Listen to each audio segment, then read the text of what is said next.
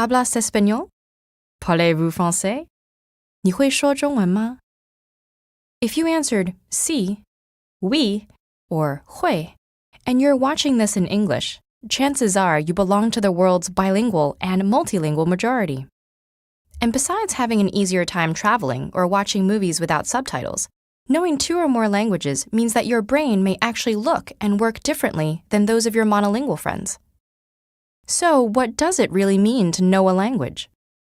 Language ability is typically measured in 2 active parts, speaking and writing, and 2 passive parts, listening and reading.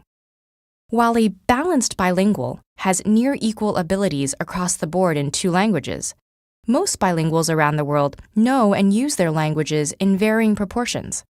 And depending on their situation and how they acquired each language, they can be classified into 3 general types. For example, let's take Gabriella, whose family immigrates to the US from Peru when she's 2 years old. As a compound bilingual, Gabriella develops 2 linguistic codes simultaneously with a single set of concepts, learning both English and Spanish as she begins to process the world around her.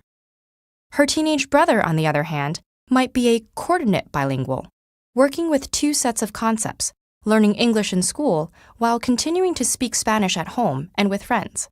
Finally, Gabriella's parents are likely to be subordinate bilinguals, who learn a secondary language by filtering it through their primary language. Because all types of bilingual people can become fully proficient in a language regardless of accent or pronunciation, the difference may not be apparent to a casual observer. But recent advances in brain imaging technology have given neurolinguists a glimpse into how specific aspects of language learning affect the bilingual brain. It's well known that the brain's left hemisphere is more dominant in analytical and logical processes, while the right hemisphere is more active in emotional and social ones. Though this is a matter of degree, not an absolute split.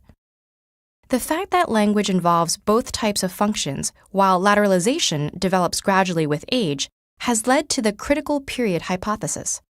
According to this theory, children learn languages more easily because the plasticity of their developing brains lets them use both hemispheres in language acquisition, while in most adults, language is lateralized to one hemisphere, usually the left.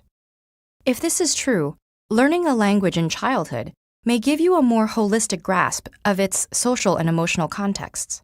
Conversely, recent research showed that people who learned a second language in adulthood exhibit less emotional bias and a more rational approach when confronting problems in the second language than in their native one. But regardless of when you acquire additional languages, being multilingual gives your brain some remarkable advantages. Some of these are even visible, such as higher density of the gray matter that contains most of your brain's neurons and synapses, and more activity in certain regions when engaging a second language. The heightened workout a bilingual brain receives throughout its life can also help delay the onset of diseases like Alzheimer's and dementia by as much as 5 years.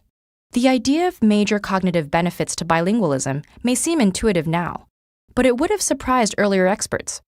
Before the 1960s, bilingualism was considered a handicap that slowed a child's development by forcing them to spend too much energy distinguishing between languages, a view based largely on flawed studies. And while a more recent study did show that reaction times and errors increase for some bilingual students in cross-language tests, it also showed that the effort and attention needed to switch between languages triggered more activity in, and potentially strengthened, the dorsolateral prefrontal cortex. This is the part of the brain that plays a large role in executive function, problem solving, switching between tasks, and focusing while filtering out irrelevant information.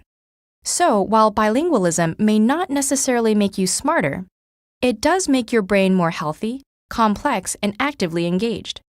And even if you didn't have the good fortune of learning a second language as a child, it's never too late to do yourself a favor and make the linguistic leap from hello to hola, bonjour, or ni haos, because when it comes to our brains, a little exercise can go a long way.